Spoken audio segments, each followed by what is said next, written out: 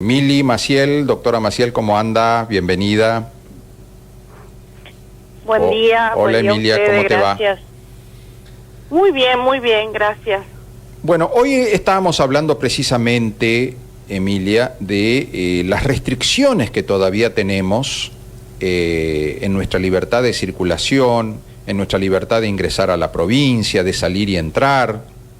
Es decir, sigue siendo un problema el tema del paso fronterizo no, el paso de los ingresos entre el Chaco y Formosa, ¿no es cierto? A la gente que viene a traer mercaderías, a la gente que va a trabajar y después vuelve. Bueno, ¿cómo está pasando esto? ¿Cómo lo estás viendo vos que como abogada has hecho tantas presentaciones y has logrado sentencias del Juzgado Federal de Formosa estableciendo el derecho que tenemos todos los ciudadanos de circular libremente dentro de la República? Y bueno, nosotros prácticamente seguimos en las antípodas de lo que es el mundo con relación a medidas sanitarias en el marco de una pandemia. Realmente tener que hacer aduana para salir de la provincia o para ingresar forma parte también del servicio de inteligencia que se tiene en la provincia, este control de la gente que sale y la gente que ingresa. Claro. Tenemos varios ingresos a la provincia. Está el ingreso que es por la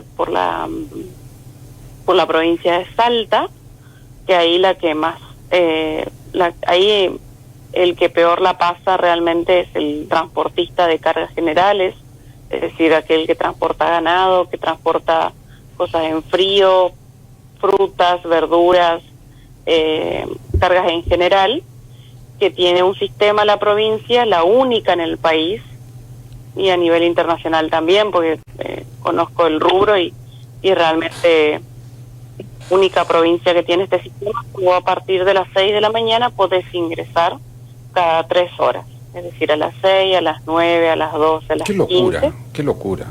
Recién pueden ingresar. Esto que implica que aquella persona que llega a las 7 de la mañana, 7 y media, no puede ingresar a Formosa. Tiene que esperar ahí con su camión hasta que llegue el horario de ingreso. Esto genera que la persona esté ahí con su producto, que puede fundirse, que se puede... Claro, sí, sí. Una carga de animal, el animal cae, sufre, se muere, sí. Sufre. También tenés el hecho de que los camioneros a muchos lugares llegan con turno. Un ejemplo es el frigorífico, por ejemplo. Vos a un frigorífico llegás con turno. Es que vos llegás y estacionás y bajás tu hacienda. No. Hay un sistema de ingreso para bajar la hacienda por una cuestión de orden de ese lugar, ¿no es cierto? Claro. Por lo general es flexible, justamente teniendo en cuenta el servicio de transporte, que puede haber inconvenientes. Eso también lleva a que los transportistas pisen el acelerador. Claro. Es decir, estás a minuto de llegar para que se te cierre el ingreso. Obviamente vos querés llegar porque querés seguir viajando, y eso también lleva a que existan accidentes. Es decir, no, evidentemente la lógica o el sentido común de nuestros funcionarios sigue siendo el de una criatura recién nacida, claramente. No tienen. Qué bárbaro.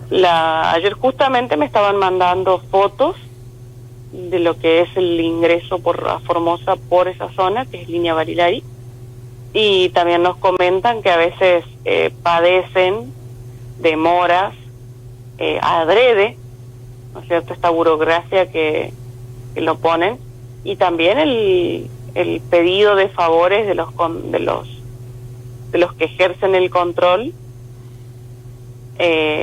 a los camioneros, porque realmente las víctimas de esta situación son los camioneros. Ellos me dicen muchos que no se quejan porque sus patrones, los dueños de las empresas para las que trabajan, le dicen que no hagan problema, tienen medio algún tipo de inconveniente. Yo le digo, la verdad es que la empresa no le puede pedir a usted que ustedes toleren humillaciones o maltrato en la ruta. Ustedes en este sentido tienen todas las de ganar, y realmente uno siempre se pone a disposición ante este tipo de vulneración, porque uno espera que su patrón o su empleador se ponga a favor de uno, claro, ante este tipo de atropellos o humillación. Ahora, vos fíjate, Emilia, cómo se suman, ¿no?, los obstáculos. Nuestra Constitución quiere que dentro del país no haya limitaciones a la libertad de expresión. Perdón, a la libertad de circulación. Entonces, que los ciudadanos puedan ir y venir, que el comercio no sea obstaculizado, porque un comercio fluido es beneficioso. A nosotros nos perjudica esto que vos me estás contando, pero no solamente lo perjudica al camionero y al empresario, nos perjudica a nosotros los consumidores, porque si se arruina la mercadería, después va a venir más cara, porque los que pagamos los costos somos nosotros los que vamos a comprar.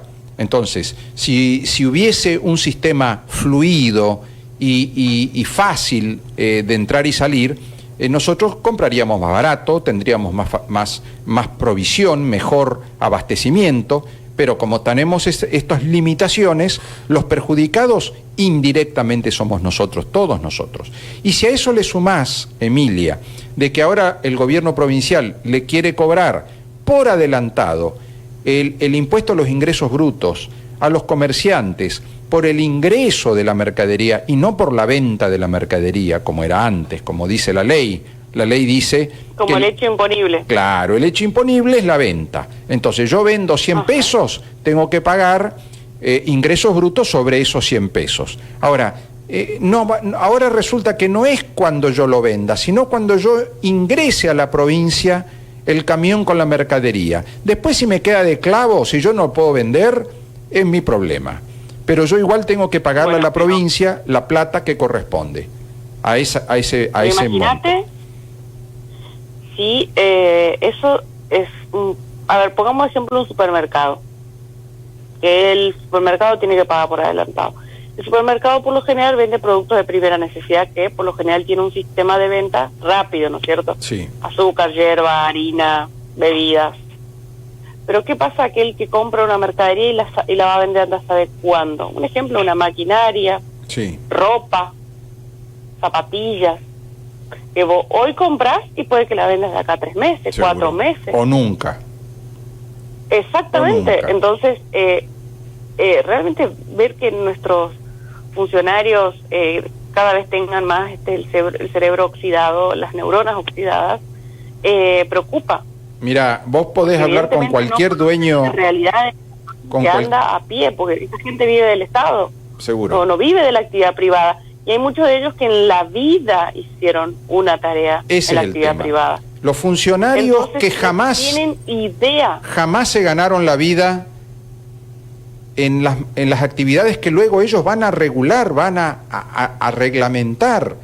La venta que nunca hicieron, el comercio que nunca ejercieron, las profesiones que nunca ejercieron porque siempre fueron funcionarios bancados por el Estado. Hoy más temprano estábamos hablando de gente que nunca en su vida hizo nada si no es cobrando una dieta o un sueldo. Nunca, jamás. Así es. Entonces, esa gente desconoce el sacrificio de los que tienen que laburar en serio. Sin embargo, son los que mandan, son los que nos obligan a nosotros a sufrir sus locuras, sus ideas, ¿no? Y entonces nos limitan... En los que nos obligan a nosotros a cumplir normas. Claro. Es decir, ellos me regulan a mí la norma de cómo tengo que trabajar, de cómo tengo que comportarme en la pandemia, de que no me puedo relacionar con nadie, pero ellos pueden ejercer, por ellos supuesto. cobran un sueldo, ellos pueden festejar un cumpleaños en plena pandemia, es decir, las normas que dictan es para el pueblo, para el resto, para el ciudadano, sí, para el laburante y no para ellos. Eso es de manual, pareciera ser hoy por hoy. Es el sistema del antiguo régimen. A ver, en la época... El ABC del antiguo régimen. En la época de la nobleza, los nobles no eran gobernados por las leyes que ellos establecían para los plebeyos, para los súbditos. Los súbditos tenían que obedecer la ley. Los nobles estaban por arriba de la ley. Y tenían sus propios tribunales, tenían sus propios... Es decir, estaban totalmente apartados. No pagaban impuestos. Claro, no pagaban impuestos. Entonces, vos fijate lo parecido, ¿no? Nosotros lo leemos eso en los libros de historia y decimos, bueno, después de la Revolución Francesa se acabaron los nobles. No, acá está la nueva nobleza. Acá hay nobles que hace 30 años que están gozando de los privilegios como si fueran nobles del antiguo régimen. Así es. Realmente a mí en lo particular me enoja mucho por esta sencilla razón que te decía. Esta gente no tiene ni idea de lo que es la realidad de la vida, y evidentemente tiene asesores que también hace años que viven del Estado, que no tienen idea de lo que es trabajar, que no tienen idea de lo que es ejercer una industria, un comercio, o que realmente son tan adictos, tan obsecuentes con sus patrones, con su jefe, con el empleador estatal, que no dicen absolutamente nada. Es decir, yo no puedo creer que contadores, abogados, ingenieros, especialistas en algún rubro no abran la boca para decirles, miren, lo que estamos haciendo no funciona así. Es decir, un contador con dos dedos de frente sabe que el sistema que tienen ahora es una locura, y lo han dicho todos los contadores que han salido en los medios de comunicación, pero claramente ellos, no sé, tienen la dirección de renta y los asesores de adorno, de florero, porque no hay otra explicación. Emilia, nuestro sector comercial, que ya está castigado, ¿no? Porque sí, estuvo cerrado, los mantuvieron cerrados durante 1 año y medio, muchos de ellos bancando... Todavía siguen con todas estas limitaciones, sí, con todo este delirio. Bancando sueldos que para no echar la gente, hay muchos comerciantes y muchos empresarios que hay que valorar ese gesto de que no quisieron, además no podían, porque por otro lado la ley les impedía despedir gente, entonces ni directa ni indirectamente podían hacerlo. Entonces siguieron rascando la olla para juntar la plata para pagar los sueldos y pagar los impuestos, y no podían obtener un beneficio de su trabajo, ¿no? Y ahora, cuando supuestamente se está normalizando la situación, resulta que le imponen más obligaciones irrazonables, obligaciones que son perjudiciales para todos. Y lo peor de todo es que el que la pasa mal con toda esta normativa es aquel que está en blanco, aquel que hace las cosas como corresponde. Ese es el que va a sufrir el castigo. Y el que está en negro, no. Así que tampoco es algo que ellos vayan a solucionar de raíz. Van a castigar al que está en blanco, al que la viene pasando mal, aquel que viene tratando de cumplir con estas obligaciones que vos mencionabas en plena pandemia. Yo hablaba con los amigos que estuvieron haciendo publicaciones en base a lo que salió ahora de los chicos que trabajan en Pepe Guapo, que son un grupo de chicos que trabaja también para la administración pública, y obviamente trabajan para este bar, porque ellos dijeron que era un barcito, algunos, para el bar, para este restaurante, porque es también un restaurante, que no podían trabajar para el local opositor gastronómico. Entonces les exigían que o elijan, o se quedan en la administración pública o se van a trabajar con el bar opositor. Y realmente eso es algo que no, uno sabe que ocurre, ¿no es cierto?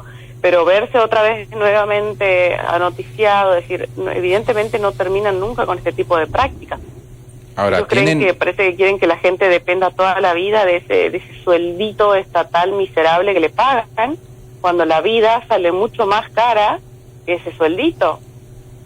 Otra de las cuestiones que uno dice, evidentemente esta gente no tiene idea de lo que es trabajar, de lo que es ganarse el peso. Tendré un veterinario gobernador, pero evidentemente este hombre nunca ejerció la actividad como veterinario. Tendremos contadores de ministro de Economía, pero evidentemente no ejerció la actividad como contador, y así en diferentes rubros, ¿no es cierto? Emilia, educación, abogacía. De las presentaciones que ustedes hicieron, ¿qué es lo que queda pendiente? ¿Qué está esperando, por ejemplo, que resuelvan la Cámara Federal de Resistencia? No, nosotros tenemos una presentación que todavía está a espera de lo que diga la Corte, digamos. Y de la Cámara Federal de Resistencia de Resistencia o de Buenos Aires no tenemos nada a resolver. ¿Y lo de la sí, Corte? De la Corte. Lo de la Corte que se está esperando la resolución, ¿sobre qué tema es? Creo que tiene que ver en dos expedientes, uno es nuestro y otro de otro colega, que es en cuanto a las competencias del dictado de medidas y demás. Porque acá hay una cuestión que todavía no ha quedado claro, que es quién sanciona, quién aplica los castigos cuando se viola la normativa sanitaria, el famoso artículo 205 del Código Penal. Hay mucha jurisprudencia y ustedes lo han planteado esto, que es de la justicia federal. La justicia federal es la que tiene que resolver en esta clase de delitos. Y mientras tanto hay muchas causas, hay 6.000 causas penales que tramitan en la justicia provincial. Ha habido muchas resoluciones que ha establecido que le corresponde a la justicia federal resolver en última instancia estas cuestiones. Así es. Entonces. Y bueno, tendrá que ser la justicia federal la que decida. Lastimosamente debo decir que la justicia federal no, en todo lo que va de la pandemia, no ha sido una justicia que acompañe al ciudadano formoseño, que se ponga en la piel del formoseño, como debería de prevalecer el sentido común también en el dictamen de ciertas resoluciones judiciales, sino todo lo contrario. Se han puesto del lado del sentido común de la provincia. Esto lo digo, Emilia, porque hay en trámite 6.248 causas penales. Hay 6.248 formoseños que, lo sepan o no, tienen una causa penal y que en algún momento un juez los va a llamar a declarar y pueden ser sancionados. Vos fíjate, hay del juzgado número 1 de Formosa Capital 1.044 causas, del número 2 153 causas, del número 3 911 causas, del número 4 727 causas penales, del número 5 503 y del número 6 950. Además, de los dos juzgados de Clorinda hay 384 del número 1 y 395 del número 2. Y además hay 1.181 causas penales del juzgado de Las Lomitas, que abarca toda una jurisdicción grande. Así que, total, 6.248 causas penales por violación de las normas de la pandemia. Ahora, si se aplica esa jurisdicción que vos hoy mencionabas, que está en la Corte Suprema la discusión, es ¿a quién le toca resolver estas cuestiones? ¿A la justicia provincial o a la justicia federal? Mi opinión es que corresponde a la justicia federal. Y yo te diría que a ninguna. ¿En base a qué? En base a que si vos te pones a analizar, como bien dijo nuestro señor presidente o los asesores del señor presidente, si no hay contagio, no hay delito. Si no hay contagio, no hay delito. Claro. Sí. Simple. Esa es la doctrina Alberto Fernández. Si no hay contagio, no hay delito, señores. Exactamente. Y si vos te pones a analizar también los diferentes fallos que hay en cuanto al delito que establece el 205, dice, si yo sé que tengo una enfermedad y a sabiendas ando transmitiendo o pongo en peligro la salud del otro, ahí recién se podría decir que estaría atentando contra el bien jurídico protegido, que sería la salud pública. Pero el 99,9% de los casos no es esa la situación, es decir, era un potencial. Exacto. Ahora, aún teniendo en cuenta eso, la causa existe, la causa penal se inició. Exacto. Ustedes recordarán, la gente que me está escuchando y que pasó por esa situación, cuando por ejemplo iban en su auto y lo detuvieron, o iban en su moto y lo pararon, o Hay muchas más, Gabriel, ¿eh? Sí, porque están las causas contravencionales. exactamente, teniendo en cuenta todos los días que se sientan en esa mesa de COVID diciendo, Sí. Hemos realizado tantas actas de infracción. hemos desarticulado tantas fiestas clandestinas. Sí. Bueno, si uno analiza desde el día 1, de hace un año y medio, el número, saca un promedio nomás diario que ellos mencionaban, en su momento hacían 300 actas por día. Sí, sí. Es increíble la cantidad de claro, hay que contarle a la gente que además de estas 6.000 y pico que están en los juzgados penales, hay miles y miles en los juzgados de paz. En los juzgados de paz, porque son causas contravencionales del Código de Faltas de la provincia. Sí.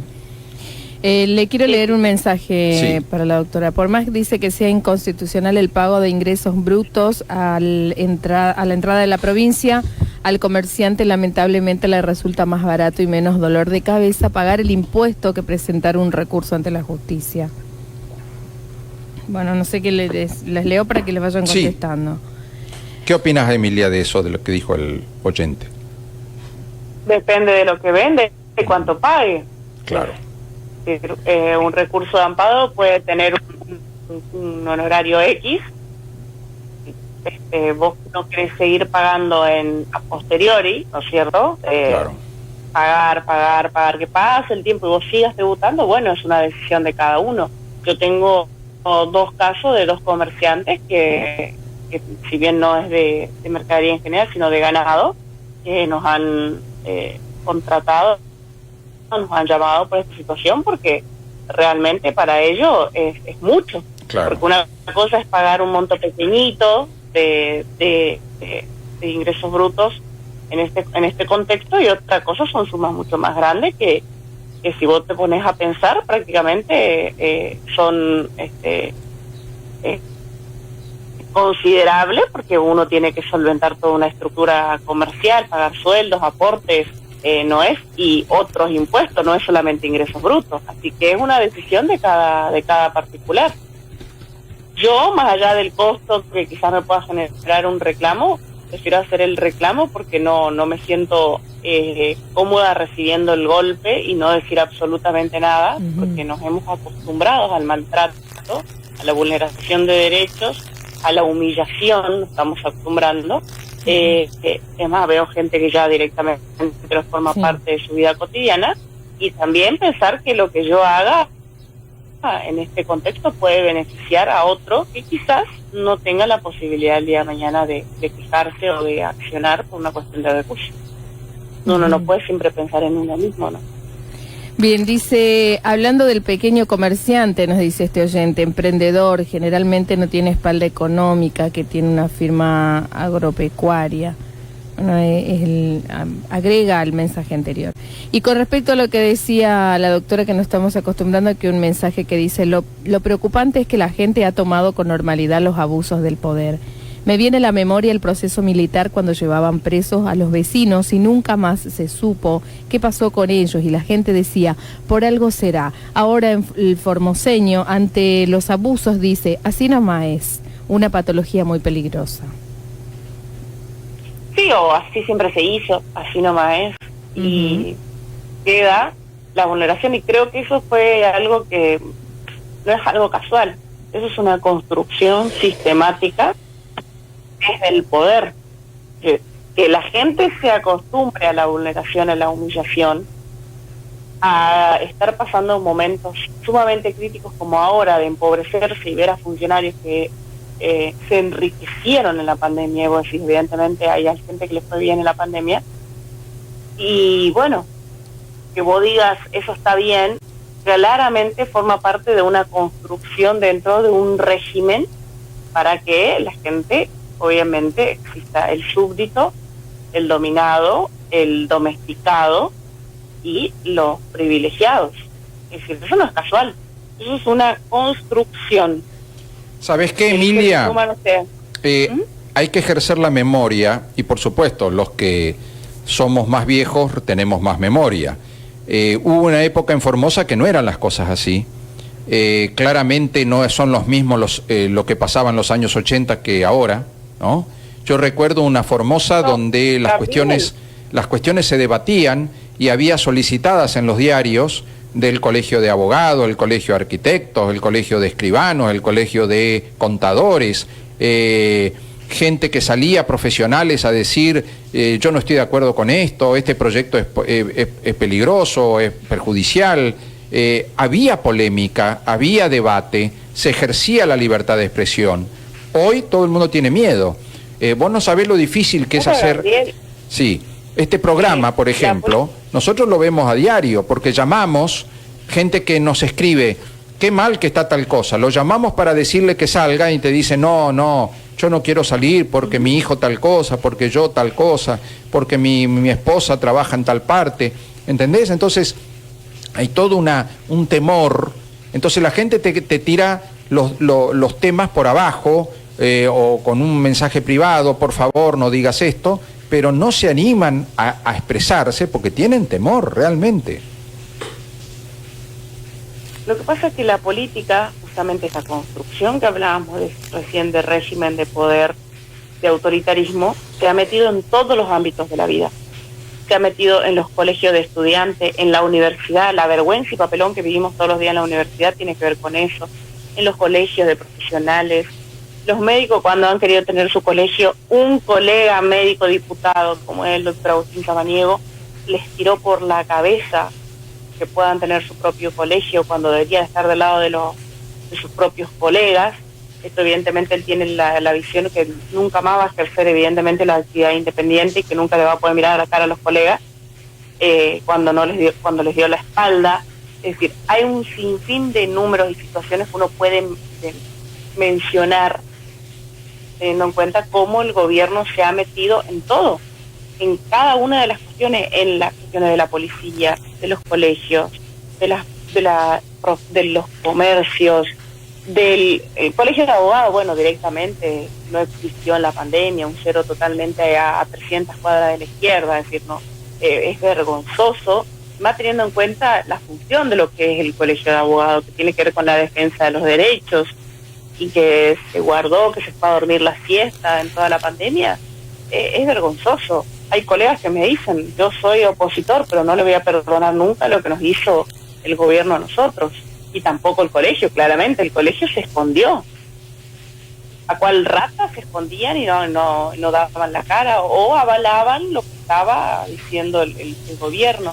El encargado el representante sindicalista proveedor de la provincia, Sanín, también otro que se escondió y que en vez de dar la cara a sus afiliados, a su gente, andaba escondido porque él es proveedor de la provincia con una alta de no sé cuántos rubros dentro del comercio. Claramente él le iba bien porque él sí iba a poder trabajar, el otro no. Yo recuerdo, Emilia, de lo que vos decís, la prohibición de las exportaciones claramente no le está afectando al gran frigorífico, porque el gran frigorífico va a seguir trabajando y tiene espalda. El que lo está perjudicando es al pequeño frigorífico que dependía de cierta manera de las exportaciones. Yo recuerdo... Y ese pequeño es el que va a desaparecer.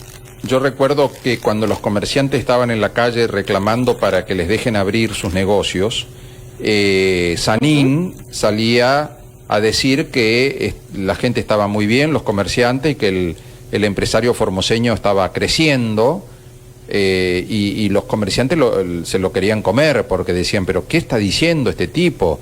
Y este nos representa a nosotros, este es el presidente de la Federación Económica, vos fijate, él está mejorando, pero nosotros...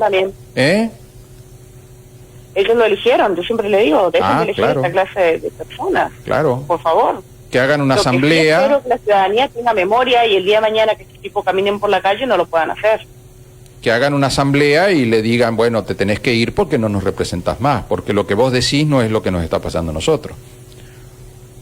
Así es. Pero también hay que ser consciente que esas cámaras, también muchas de ellas están captadas por el Estado. Sí, sí, claro. Sus afiliados tienen cierta dependencia como proveedores del Estado, entonces también terminan siendo extorsionados. No, así no le funcionó al señor Sanín ser presidente de la sociedad rural, porque él quiso ser presidente de la sociedad rural en su momento. Por suerte no tuvieron este quórum y los afiliados del Tino de no llevarlo como presidente de la sociedad rural. Si no, estaría diciendo ahora que no existe sequía, que no hay incendio, que el rubro está perfecto. Totalmente. Que no hay abigeatos.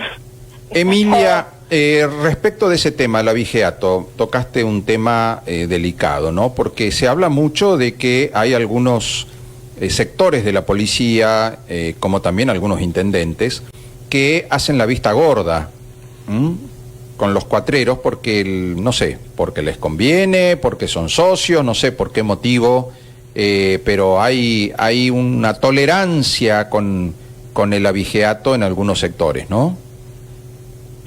Sí, yo quiero creer que es por varias razones. Primero, que dicen, no, el ganadero o el ruralista, el campesino tiene, que le roben una vaca, 2 vacas, ¿qué le hace? Quiero creer también que es inutilidad de parte de las fuerzas en ese sentido. También quiero creer que es falta de recursos, porque si vos lo analizás, por ejemplo, la zona de frontera, que es uno de los lugares donde más se ve afectado por el abigeato de gente que viene del otro lado, con la complicidad claramente de ciudadanos argentinos, complicidad o participación también del miedo a trabajar, a ejercer su función, porque no tienen las herramientas suficientes, los medios de transporte, las armas suficientes, el personal suficiente, porque estos cuatreros en muchos casos están armados, son muchos. Entonces, ver un policía en una zona inhóspita, con poca circulación y demás, que tenga que combatir el abigeato en manos de cuatreros que por lo general están más que armados, no debe ser fácil. Es dejar solo al sí, jugarte la vida contra gente que está decidida a usar la violencia en protección de su delito, ¿no? Exactamente, jugarse la vida por encima, por esos sueldos miserables que les pagan. Creo que también pasa por ahí. Y los intendentes realmente poco y nada les interesa esta realidad. Viven de otra cosa, o si viven del rubro, si están metidos en el rubro, son productores agropecuarios ahora, si son políticos devenidos en productores agropecuarios. Entran a trabajar con una bicicleta y a la semana vos lo ves que tienen camioneta, campo y demás. Conozco muchos ejemplos de gente que yo los veo después en los remates de Hacienda o en el registro de marca y señal, en el registro civil, pisando certificado de animal, y vos decís, ¿y de cuándo acá es productor agropecuario? Y bueno, desde que empezó a tener contacto con la cosa pública, con los bienes del Estado, porque antes no tenían esta posibilidad. Tenemos muchos ejemplos de intendentes que en la pandemia han construido, comprado vehículos, una ostentación económica increíble, y que claramente no es de producto de su trabajo. Así que no me sorprende que a los intendentes de los lugares diferentes de Formosa les interese las diferentes problemáticas de los ciudadanos, porque ellos están pensando en su bolsillo, en su vida, y no en las diferentes problemáticas del ciudadano: abigeato, drogas, consumo de alcohol, lo que vos quieras ponerle como ejemplo de una problemática real de la gente. Ellos viven otra realidad totalmente. Otra realidad, tal cual. Otra realidad, una vida paralela donde no hay problemas y donde económicamente siempre están creciendo, ¿no? A un político devenido en productor agropecuario que le roben un animal, 2 animales, no le perjudica. Total, mañana manda a su encargado, a su administrador, a su testaferro a comprar otro stock de Hacienda. Es decir, y total, tienen a disposición los impuestos de todos nosotros. Tal cual. Que abonamos. Sí, Emilia, te agradezco. Las regalías del petróleo, las coparticipaciones. Tal cual. ¿Cuál sería el problema? Tal cual. Por eso digo, a ellos les va muy bien y viven en otra dimensión. Y si vos le preguntás a una de estas familias de funcionarios, empresarios, te va a decir, nunca estuve tan bien como ahora. Ellos siempre están creciendo y los problemas por los que atraviesa el ciudadano común son muy lejanos. Le pasa a otra gente, a ellos no. Sí, ayer creo que vi un señor con una pechera que decía por la salud y la vida, una cosa así, militante por la salud y la vida, con una zapatilla prácticamente que ya era la suela misma. Yo decía, la pechera debe valer más de lo que vale comprarle un par de zapatillas. Así que ahí eso ya te da la pauta de cuál es la realidad que ellos viven y la que quieren que uno viva, porque ellos quieren justamente que el pueblo viva esa realidad, porque ellos van a ser siempre los beneficiados de administrar y de quedarse con los negocios. Tal cual. Ojo que el tema de haber fundido a muchos sectores de la sociedad en esta pandemia lleva a la gente a vender sus productos, sí, a sus vender chacras, sus fondos de comercio, a vender sus locales, y que casualidad terminan comprando los mismos funcionarios. Claro. Es decir, se terminan apropiando ellos de este estado de necesidad de ir y comprar, adueñarse. Eso me decía, eso me decía Emilia, un comerciante. Eso me decía un comerciante que participó de las marchas en Formosa, y me decía, muchos de los que estuvimos marchando y reclamando se tuvieron que ir, cerraron. ¿Y sabés quién es el dueño ahora de ese local? Los funcionarios, familiares de un funcionario que estuvo del otro lado del vallado. Nosotros estábamos de un lado del vallado y ellos estaban del otro lado del vallado. Los que estaban del otro lado terminaron siendo dueños. Que te la medida para que vos te fundas. Claro. Fundieron al comercio y ahora ellos son los dueños del comercio. Vos fíjate. Así es. Emilia, te agradezco tu testimonio, ¿eh? ¿Cómo anda la campaña? Hay que recordar que Emilia Maciel, la abogada con la que estamos hablando en este reportaje, es precandidata a diputada nacional junto con Fernando Carvajal. ¿Me escuchás, Emilia? A ver, justo en la despedida ¿Me escuchás, Emilia? Sí, lo escucho perfecto. Bueno, estás acompañando en la boleta a Fernando Carvajal. Los dos son candidatos a diputado nacional por el Frente Formosa Libre, ¿no? Juntos por Formosa Libre. Así es, y no ya con la ansiedad propia de este momento, de que llegue ese día.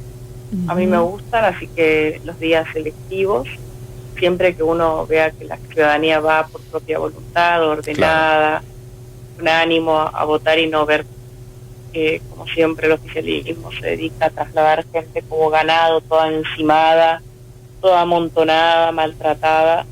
Creo que uno asiste a la fiesta que te permite la democracia, la libertad. Exactamente. Así que, todo bien, contentos, la gente con buen ánimo en general. Hay gente que quiere que llegue el día de la elección como para mandar un mensaje claro, contundente de que la está pasando mal. Así que creo que es una buena campaña que hicimos, como también una buena época en cuanto al ejercicio de este derecho, porque venimos de un año y medio de golpes.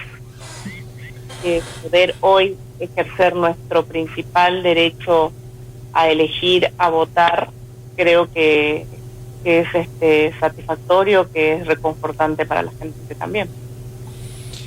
Gracias, Emilia. Suerte el domingo. Gracias, Gabriel, gracias. Muchas gracias.